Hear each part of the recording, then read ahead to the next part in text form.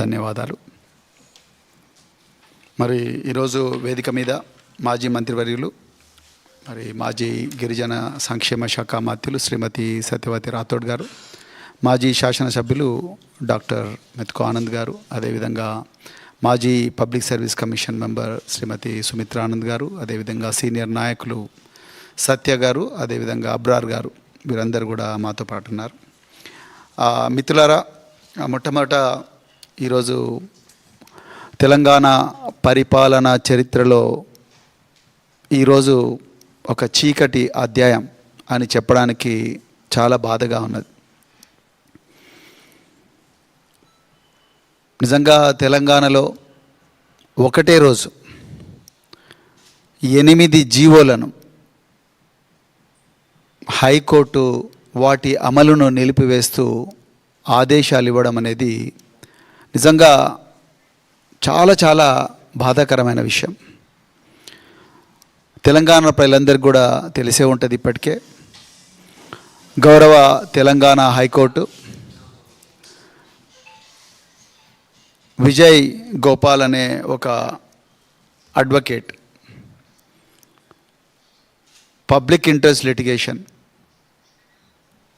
తెలంగాణలో షాదీ ముబారక్ మరియు కళ్యాణ లక్ష్మి పథకాలు అనేవి రాజ్యాంగ విరుద్ధం, ప్రభుత్వ ఖజానా నుంచి వేల కోట్ల రూపాయలు ఈ సంక్షేమ పథకాలకు పెట్టడం కరెక్ట్ కాదు అని చెప్పి ప్రజా ప్రయోజనాల వ్యాజ్యం గత నెలలో 8వ తారీఖు నాడు, అంటే జూలై 8వ తారీఖు నాడు ఫైల్ చేశారు. గౌరవ హైకోర్టు నిన్న, అంటే 12 ఆగస్టు నాడు గౌరవ హైకోర్టు ఈ 8 జీవోల మీద ప్రభుత్వం నుండి ఏమాత్రం స్పందన లేదు, ప్రభుత్వం నుంచి ఏమాత్రం కూడా రెస్పాన్స్ దాఖలు కాలేదు అని చెప్పి ఆ 8 జీవోల అమలును నిరవధికంగా ఆపు చేస్తూ ఉత్తర్వులు ఇచ్చింది. నిజంగా చాలా చాలా బాధాకరమైన నిర్ణయం, తీర్పు. కానీ దీనికి ప్రధానమైన కారకులు ఎవరైనా ఉన్నారంటే అది తెలంగాణ ప్రభుత్వం, రేవంత్ రెడ్డి సర్కారు మాత్రమే. కేసీఆర్ గారి ప్రభుత్వంలో 2014లో ఒక చరిత్రాత్మకమైన స్కీమ్ ఏదైనా ఉందంటే అందులో మొదటి వరుసలో ఉండేది ఈ కళ్యాణ లక్ష్మి, షాదీ ముబారక్ పథకాలు.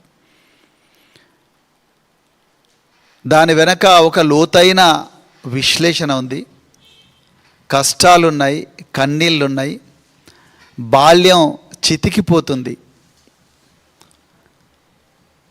చిన్న పిల్లలుగా ఆడుకోవాల్సిన వయసులో పిల్లలు తల్లులుగా మారుతున్నారన్న ఒక ఆవేదన నుంచి,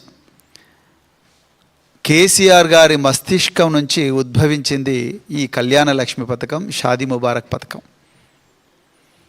కేసీఆర్ గారు తెలంగాణ పోరాట సమయంలో గ్రామాన తిరిగినప్పుడు, గ్రామాల్లో బస చేస్తున్నప్పుడు చాలా చోట్ల కూడా పెళ్ళి చేయడానికి డబ్బులు లేవని గిరిజన కుటుంబాలు కానీ, లేకపోతే ఎస్సీ కుటుంబాలు కానీ, బీసీ కుటుంబాలు కానీ, మైనారిటీ కుటుంబాలు కానీ చిన్నతనంలోనే అమ్మాయిలకు పెళ్ళిళ్ళు చేస్తున్నారు, వాళ్ళకు పెళ్ళి ఖర్చులకు కూడా డబ్బులు దొరకడం లేదని తీసుకొచ్చిన స్కీము ఈ కళ్యాణ లక్ష్మి మరియు షాదీ ముబారక్.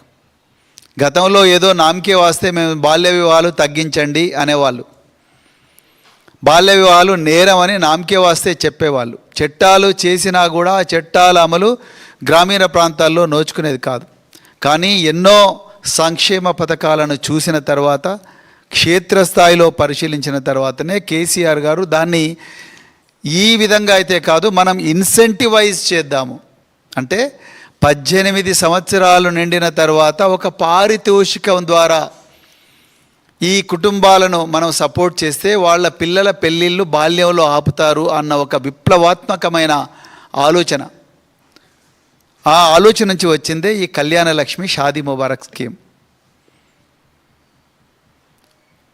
2 లక్షల రూపాయల కన్నా తక్కువగా వార్షిక ఆదాయం ఉండి అన్ని ఆధారాలు చూపించిన తర్వాతనే 18 సంవత్సరాలు నిండిన అబ్బాయి అయినా 21 సంవత్సరాలు నిండిన 18 సంవత్సరాలు నిండిన అమ్మాయి అయినా 21 సంవత్సరాలు నిండిన అబ్బాయి అయినా వీళ్ళ పెళ్ళికి మరి అన్నీ ఎగ్జామిన్ చేసిన తర్వాతనే ఆధార్ కార్డు కానీ మ్యారేజ్ వెడ్డింగ్ కార్డ్ కానీ అదేవిధంగా బర్త్ సర్టిఫికెట్ కానీ ఇన్కమ్ సర్టిఫికెట్ ఇవన్నీ వెరిఫై చేసిన తర్వాతనే ఇది అప్రూవ్ అవుతుంది.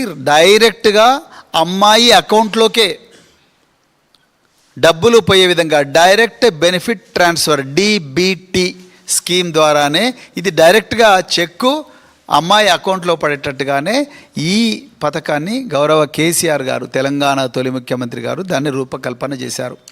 2014 నుంచి ఇప్పటి వరకు కూడా అంటే దాదాపుగా 2025 వరకు రేవంత్ రెడ్డి ప్రభుత్వం కుట్రపూరితంగా దీన్ని మళ్ళీ వెరిఫికేషన్ చేయాలని ఆపేదాకా కూడా దాదాపుగా 13 లక్షల మంది యంగ్ విమెన్ అంటే మహిళలకు ఈ పథకం ద్వారా లబ్ధి చేకూరింది. ఎస్సీలు ఉన్నారు, ఎస్టీలు ఉన్నారు, బీసీలు ఉన్నారు, మైనారిటీలు ఉన్నారు, అగ్రవర్ణాల్లో ఉండే పేదలు కూడా ఈ స్కీమ్లో ఉన్నారు. కానీ ఈ ప్రభుత్వం కుట్రపూరితంగా గౌరవ హైకోర్టులో వాదించినందుకు ఈరోజు స్టే వచ్చింది. తెలంగాణ ప్రజలకు గుర్తుండాలి, ఇదే కుట్ర ఫీ రీయింబర్స్మెంట్లో కూడా జరిగింది. ఆ విషయానికి నేను తర్వాత వస్తాను. సో మరి 8 జీవోలు ప్రమాదంలో ఉన్నాయన్న విషయం రేవంత్ రెడ్డి గారికి తెలియదా? రోజుకు 18 గంటలు నేను రివ్యూ చేస్తున్నాను అని చెప్పి ఆ రివ్యూల కోసమే నేను ఒక ప్రశాంతమైన వాతావరణంలో రివ్యూలు చేయాలని చెప్పి దాదాపుగా 200 కోట్లతోని Marri Chenna Reddy institute of human resource డెవలప్మెంట్లో బోధి అని చెప్పి ఒక కొత్త ఇల్లు కట్టుకొని బంగళా కట్టుకొని ఒక సౌధం కట్టుకొని రాత్రి 12 గంటలకు ఎవరికీ తెలియకుండా గృహప్రవేశం చేసి అందులో నేను రోజుకు 18 గంటల రివ్యూ చేస్తున్నాన్న రేవంత్ రెడ్డి గారు మీకు 13 లక్షల మంది మహిళలు వాళ్లకు ఏ విధంగా అయితే బెనిఫిట్ జరుగుతుందో అది చూసి మీరు కన్ను కుట్టిందా? కేసీఆర్ గారి ఆనవాళ్లను చెరిపేసే కార్యక్రమంలో గురుకులాలను నిర్వీర్యపరిచిండ్రు, మిషన్ భగీరథను నిర్వీర్యపరిచిండ్రు, ఫీ రియంబర్స్మెంట్ స్కీమ్ను నిర్వీర్యపరిచిండ్రు. అదేవిధంగా దాంట్లో భాగంగానే ఇప్పుడు కళ్యాణ లక్ష్మి షాదీ ముబారక్ మీద కూడా మీ కళ్ళు పడ్డాయి. అందుకొరకే ఈ స్కీము పూర్తిగా మళ్ళీ ఈరోజు హైకోర్టులో బ్రేకుల ద్వారా హైకోర్టు బ్రేకులు వేయడంతో ఆగిపోయింది.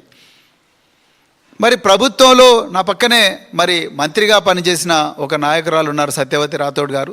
నేను ప్రభుత్వంలో అధికారిగా పనిచేశాను. ప్రజలకు తెలవాల్సిన కొన్ని విషయాలు ఈరోజు చెప్పాలనుకుంటున్నాం. మరి 2014 నుంచి 2023 వరకు ఎప్పుడు కూడా దీని మీద ఈ స్కీమ్ మీద ప్రజా ప్రయోజనాల వ్యాజ్యం పడలేదు, అంటే పబ్లిక్ ఇంట్రెస్ట్ లిటిగేషన్ పడలేదు. సడన్గా ఇప్పుడే దీని మీద పబ్లిక్ ఇంట్రెస్ట్ లిటిగేషన్ ఎందుకు వచ్చింది? రెండవది, ఇదే కళ్యాణ లక్ష్మి షాదీ ముబారక్ మీద 2023లో ఇదే ముఖ్యమంత్రి అప్పుడు ప్రతిపక్ష నేతగా ఉన్నప్పుడు పెద్ద ఎత్తున మరి వాళ్ళ పార్టీ మేనిఫెస్టో రిలీజ్ చేసినప్పుడు మీకు 1,116 రూపాయలు కేసీఆర్ గారు ఇస్తున్న దాంతోపాటు 10 గ్రాములు అంటే 1 తులం బంగారం కూడా ఇస్తాము, మీరు రెడీగా ఉండండి అని చెప్పారు. ఇప్పుడు గ్రామాల్లో ఎక్కడ కళ్యాణ లక్ష్మి చెక్కుల ప్రోగ్రాం ఉన్నా కూడా మహిళలందరూ అడుగుతున్న ప్రశ్న ఒకటే, మాకు ఇస్తా అన్న 10 గ్రాముల బంగారం అంటే తులం బంగారం ఎక్కడ పోయింది అని అడుగుతూ ఉన్నారు. దానికి కాంగ్రెస్ నాయకుల దగ్గర సమాధానం లేదు. ఎక్కడ పడితే అక్కడ ఎగవేస్తున్నారు. ఏమైంది మా తులం బంగారం అని ఎవరైనా సోషల్ మీడియా పోస్టులు పెడితే వాళ్ళు స్టేటస్ పెట్టుకున్నందుకే వాళ్ళను అక్రమంగా కేసులు పెట్టి జైళ్ళలో పంపిస్తున్నారు. సో ఎక్కడ తులం బంగారం ఇవ్వాల్సి వస్తుందో అనన్న భయం ఇలా కాంగ్రెస్ పార్టీకి పట్టుకున్నది. అంటే వాళ్ళకి ఇవ్వాలని మొదటి నుంచి లేదు, ఓట్ల కోసం అబద్ధం చెప్పారు, అలవి కానీ హామీలు ఇచ్చారు. కేసీఆర్ గారు పెట్టిన విప్లవాత్మకమైన స్కీమ్ను కంటిన్యూ చేస్తే అయిపోతుండే. కంటిన్యూ చేయడం కాదు కదా, దానికి ఎక్స్ట్రా మేము 10 గ్రాముల బంగారం కూడా అంటే తులం బంగారం ఇస్తామని చెప్తూనే మళ్ళీ 9 నెలల నుంచి ఈ స్కీము వెరిఫికేషన్ పేరు మీద ఆపేసిండ్రు. ఇలా ప్రశ్న అడుగుతున్నాం మేము, ఏమయ్యా మీకు పెళ్ళి అయిందంటే నీకు కావాల్సింది పెళ్లి కార్డు, అమ్మాయి మేజరా మైనర్ అని తెలుసుకోవడానికి బర్త్ సర్టిఫికెట్, అమ్మాయి ఆధార్ కార్డు, అదేవిధంగా వాళ్ళు పేదవాళ్ళ కాదని తెలుసుకోవడానికి ఒక ఇన్కమ్ సర్టిఫికెట్. అవి 4 సబ్మిట్ చేసినప్పుడు ఇంకా మళ్ళీ కొత్త వెరిఫికేషన్ ఏముంటుంది? సో అనవసరంగా బట్టగాల్చి మీదేసి వెరిఫికేషన్ పేరుతో గత 9 నెలల నుంచి ఈ షాదీ ముబారక్ అదేవిధంగా కళ్యాణ లక్ష్మి చెక్కులను ఈ ప్రభుత్వం రిలీజ్ చేయడం లేదు. సో ఇప్పుడు కొత్తగా విజయ్ గోపాల్ అనే ఒక యాక్టివిస్టు, ఒక అడ్వకేటు గౌరవ హైకోర్టులో ప్రజా ప్రయోజనాల వ్యాజ్యం వేసిండు. 8 జూలై నాడు వేసిండు. నిజంగా ప్రజా ప్రయోజనాల వ్యాజ్యం వేసిన వెంటనే మొట్టమొదటి ఆయన పిటిషన్ లిస్ట్ అయిన వెంటనే ముందు గవర్నమెంట్ ప్లీడర్లకు నోటీసులు పోతాయి. అంటే ఆయన ప్రతివాదులుగా ఎవరిని పేర్కొన్నాడు? Principal secretary BC welfare, principal secretary SC welfare, principal secretary tribal welfare, principal secretary minority వెల్ఫేర్ను ప్రతివాదులుగా పేర్కొన్నాడు ఆయన. సో పిటిషన్ లిస్ట్ అయిన వెంటనే ఫస్ట్ జరిగే పని ఏంటయ్యా అంటే ఇక్కడికి ఈ 4 నోటీస్ పోతుంది. ఇగో మరి ఒక విజయ్ గోపాల్ అనే ఒక అడ్వకేటు, ఇది రాజ్యాంగ విరుద్ధం, ఈ రాజ్యాంగంలో ఉండే అధికరణాలకు విరుద్ధంగా ఉన్నది, మరి సామాజిక న్యాయానికి సమానత్వానికి విరుద్ధంగా ఉన్నదని ఆయన అంటున్నాడు. అసలు మీ జీవోల ప్రకారం జీవోలతోని సంక్షేమ పథకాలు నడపడం కాదు, దీనికి చట్టబద్ధత ఉండాలి అని చెప్పి ఆయన అంటున్నాడు. మీ రెస్పాన్స్ ఏంటి అని చెప్పేసి మరి ఆ రోజు నోటీసులు ఇష్యూ చేసిండు. అడ్మిషన్ అయిపోయింది. ఏది 8వ తారీఖు జూలై నెలలో. ఇక గమ్మత్ ఏందయ్యా అంటే 8వ తారీఖు జూలై నెలలో అయితే ప్రతిసారి కూడా అడిషనల్ అడ్వకేట్ జనరల్ గారు, వీళ్ళ జీతం ఎంత ఉంటుందో తెలియాలి ప్రజలకు, అడిషనల్ అడ్వకేట్ జనరల్ గారు కానీ అడ్వకేట్ జనరల్ కానీ ఎప్పుడైనా కేసులకు అటెండ్ అయితే 3 లక్షలు 4 లక్షలు 5 లక్షల రూపాయలు కేసుకి ఇంత తీసుకుంటారు. వాళ్ళు ఒక అపియర్ అయ్యి గవర్నమెంట్ తరఫున మాట్లాడితేనే వీళ్ళకి లక్షల రూపాయలు, కేసుకు ఒక 3-4 లక్షల రూపాయలు పోతుంది. ఈ అడ్వకేట్ జనరల్ గారు మరి వాళ్ళు 1, 2, 3 ఎన్ని వాయిదాలు పడ్డాయి? 8వ తారీఖు నాడు ఒక వాయిదా పడ్డది, 5వ తారీఖు నాడు 5వ తారీఖు నాడు, తర్వాత ఆగస్టు 6వ తారీఖు నాడు, మళ్ళీ 7వ తారీఖు నాడు. ఇన్ని వాయిదాలు తీసుకున్న తర్వాత కూడా చివరికి గౌరవ న్యాయమూర్తి గారు ఏమన్నారయ్యా అంటే, the learned additional advocate general, the matter was urgent to file counter with respect to the legal sanctions made to such government orders by the next date of hearing since no counter has been filed till date the impugn government orders. అంటే ఈ నెల రోజుల్లో government